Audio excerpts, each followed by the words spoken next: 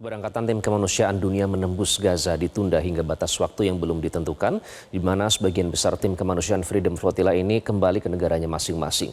Sementara koordinator penyelenggara FFC masih menyelesaikan proses pelayaran. Kita langsung bergabung dengan jurnalis senior Metro TV, Desi Fitriani, yang juga rencananya akan bergabung dengan rombongan Freedom Flotilla ini, melaporkan langsung dari Istanbul, Turki. Desi, apakah misi Freedom Flotilla ini setelah berbagai upaya yang dilakukan Israel untuk menghentikannya, apakah masih tetap akan dilanjutkan, Desi? Ya memang Iqbal, sampai sejauh ini misi kemanusiaan Freedom Flotilla masih akan terus berlangsung. Artinya bahwa ini hanya masalah penundaan waktu saja. Karena memang sudah menjadi ketentuan ataupun menjadi kesepakatan bersama bahwa misi kemanusiaan ini akan terus berlangsung. Bahkan kami mendapatkan informasi walaupun sebagian besar sudah kembali ke tanah air, dan minggu ini juga mungkin semuanya akan kembali ke tanah air masing-masing atau ke negara masing-masing, tetapi nanti setelah semua urusan pelayaran selesai, mereka akan dihubungi oleh pihak Freedom Flotilla untuk kembali ke Istanbul, Turki. Dan dari informasi yang kami terima, dengan penundaan ini ternyata membuat beberapa negara menyatakan akan ikut serta. Besar kemungkinan akan lebih dari 60 negara. Kalau sampai saat ini terdaftar lebih dari 40 negara, kemungkinan besar yang akan ikut adalah 60 negara dengan jumlah peserta dari Eropa dan Afrika akan lebih banyak nantinya. Sampai sejauh ini memang belum ada tanggal pasti kapan akan pemberangkatan, tetapi yang pasti setelah semua urusan selesai, setelah masalah bendera selesai, karena memang kemarin pada saat-saat terakhir sebelum pemberangkatan kita naik ke kapal, Israel menekan kepada Republik Guinea Bissau untuk menarik benderanya. Padahal sudah ada kesepakatan bahwa Guinea Bissau dengan sukarela memberikan bendera untuk pelayaran ini. Dan hari ini beberapa tim dari Amerika dan juga dari Prancis, dari Inggris, dan juga dari negara Brazil, mereka akan kembali ke negaranya masing-masing, sementara Indonesia akan menyusul beberapa hari ke depan, Iqbal.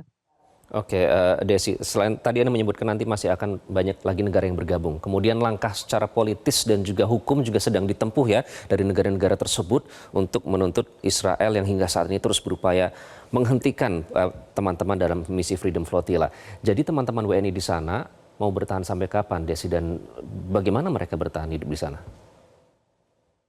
Ya, memang sampai sejauh ini 6 warga negara Indonesia, 2 dari At-Taqwa, kemudian juga dari Maimuna Center, dari Aqsa, dan juga dari Golden Future masih bertahan di Turki, menempati salah satu hotel, dan memang kita lebih sederhana dibandingkan yang lain dengan masak sendiri dan juga mempersiapkan waktu, karena memang rencananya kami hanya seminggu berada, paling lambat hanya seminggu di Turki ini, tetapi karena beberapa hal dengan hambatan-hambatan pemberangkatan, akhirnya sampai saat ini adalah hari ke-20 dan kemungkinan akan kembali ke tanah air pada hari Jumat mendatang kalau memang belum ada kepastian untuk pemberangkatan.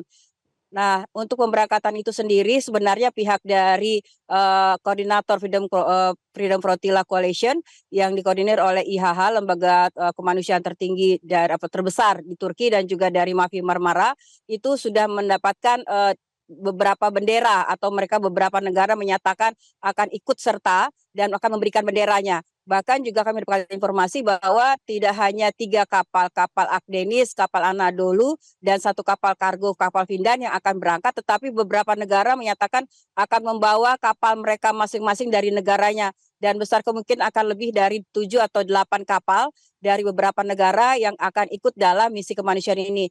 Dan mengenai waktu penundaan, memang sampai sejauh ini belum ada konfirmasi atau tanggal pasti, tetapi bila pengurusan bendera membutuhkan waktu sekitar 15 hari, dan kemudian persiapan kemungkinan besar akan berlayar pada akhir Mei ataupun awal Juni mendatang.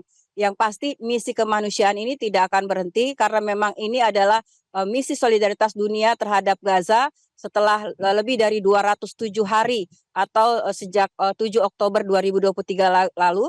Gaza masih terus diserang, dan juga memang saat ini kebutuhan bahan makanan cukup memprihatinkan di sana, dan saat ini memang sudah masuk sebenarnya loading 5.500 ton bantuan kemanusiaan yang sebagian besar adalah makanan dan obat-obatan, Iqbal.